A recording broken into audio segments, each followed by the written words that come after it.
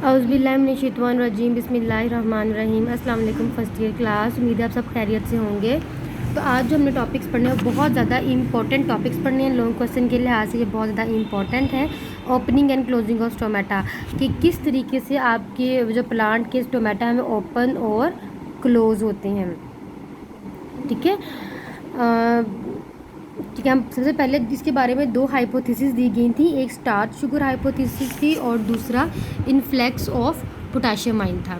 ठीक है, अब स्टार्च शुगर हाइपोथेसिस क्या कहती है, पहले हम इसको पढ़ लें। स्टार्च शुगर जैसे कि नाम से जाहिर हाइपोथेसिस क्या कहती है कि जब डे टाइम होती, सबसे पहले दी किसने, जर्मन बायोलॉजिस्ट एच वैन मोहल ने ये सब कुछ दिया था, ये हाइपोथेसिस दी थी। उसने क्या कहा था कि जब डे टाइम में जब हमारे पास लाइट जो है वो ज़्यादा होती है, तो लाइट ज़्यादा होने की वजह से गार्ड सेल्स के अंदर हमने पढ़ा कि क्लोरोप्लास्ट मौजूद होते हैं। लाइट ज़्यादा होने की वजह से क्लोरोप्लास्ट क्या करते हैं, फोटोसिंथेसिस का अमल करते हैं, ग्लूकोज बन रही होती है। तो ग्लूकोज की कंसनट्रेशन मीन्स सल्यूट की कंसनट्रेशन हमारे गार्ड सेल्स के अंदर ज़्यादा हो जाती है। ठीक है, और जैसे सल्यूट की कंसनट्रेशन ज़्यादा होती है, वाटर पोटेंशियल मीन्स वाटर की जो कंसनट्रेशन है वो यहाँ पर कम हो जाती है और पानी जो है वो ऑस्मोसिस करता है। सल्यूट की लोअर कंसनट्रेशन, जो कि बाहर वाला इन्वायरमेंट है जहाँ पे कंसनट्रेशन लो है, सल्यूट की लोअर कंसनट्रेशन से हायर कंसनट्रेशन, जो कि गार्ड सेल्स के अंदर सल्यूट की कंसनट्रेशन हाई है, शुगर का लेवल या ग्लूकोज का लेवल ज़्यादा है, तो वाटर जो है वो एंडोऑस्मोसिस करता है और बाहर से अंदर की तरफ आना शुरू हो जाता है। और जैसे ही पानी यहाँ गार्ड सेल्स के अंदर भरना शुरू हो जाता है, गार्ड सेल्स जहाँ वो टर्री जो रहते हैं मज़ीद फूल जाते हैं और इनकी जो अंदर वाली कर्व साइड है वो मज़ीद क्लियर हो जाती है और स्टोमेटा ओपन हो जाते हैं। नाइट में फोटोसिंथेसिस का प्रोसेस नहीं होता क्योंकि लाइट नहीं होती। जब फोटोसिंथेसिस का प्रोसेस नहीं होता, जो जितनी भी ग्लूकोज जो बची रह गई है वो स्टार्च में कन्वर्ट हो जाती है। ठीक है, अब यहाँ पर सल्यूट की कंसनट्रेशन क्या होगी है, लो हो गई है, जबकि सराउंडिंग में सल्यूट की कंसनट्रेशन क्या हाई है। गार्ड सेल्स के अंदर जो है वो फोटोसिंथेसिस अब नहीं हो रही, ग्लूकोज मज़ीद नहीं बन रहा, जबकि जो इर्द गिर्द के सेल हैं वो ग्लूकोज को कंज्यूम कर रहे हैं, वहाँ पर ग्लूकोज की कंसनट्रेशन ज़्यादा है।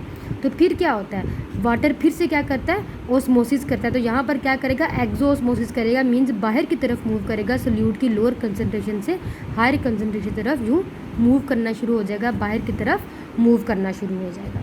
ठीक है, और जब वाटर बाहर निकलेगा तो आपके जो गार्ड सेल्स हैं वो फ्लैसिड हो जाएंगे, वो चिपक जाएंगे और ये जो श्रिंक हो जाएंगे, वो ये जो आपकी ओपनिंग है जिसे हम स्टोमेटा बोल रहे हैं ये क्लोज़ हो जाएगी, क्योंकि हमारे जो गार्ड सेल्स हैं वो मज़ीद टर्जिड नहीं रहे, वो सिकुड़ गए। इनके सिकुड़ने से क्या होगा, ये ओपनिंग बंद हो जाएगी, हम कहते हैं स्टोमेटा बंद हो गया। अब सवाल ये है कि ठीक है, इस शुगर स्टार्च हाइपोथेसिस है या स्टार्च शुगर हाइपोथेसिस है, इसमें उसने ये तो एक्सप्लेन कर दिया, ठीक है, कि जो है नाइट में ये होता है और डे में ये होता है, शुगर का जो है कोई ना कोई रोल होता है।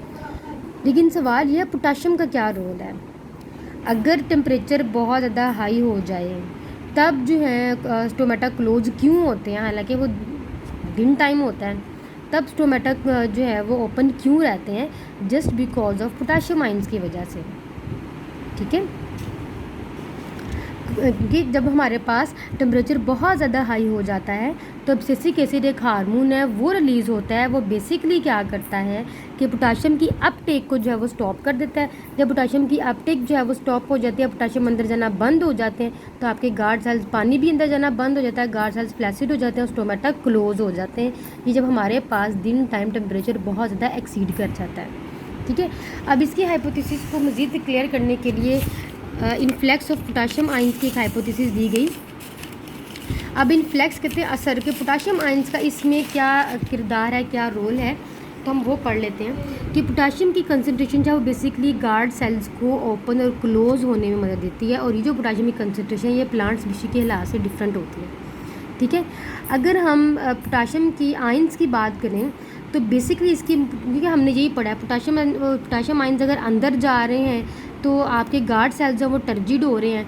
ठीक है, और अगर पोटेशियम आयंस जो हैं वो बाहर आ रहे हैं तो गार्ड सेल्स जो हैं वो फ्लैसिड हो रहे हैं और स्टोमेटा जो है वो क्लोज हो रहा है।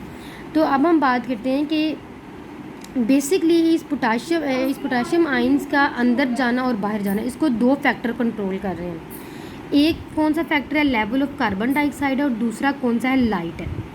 एक फैक्टर कौन सा है, लेवल ऑफ कार्बन डाइऑक्साइड, और दूसरा कौन सा है, लाइट है। सबसे पहले हम कार्बन डाइऑक्साइड को डिस्कस कर लेते हैं कि कार्बन डाइऑक्साइड किस तरीके से पोटाशियम को अंदर लेके जा रही है और बाहर लेके आ रही है।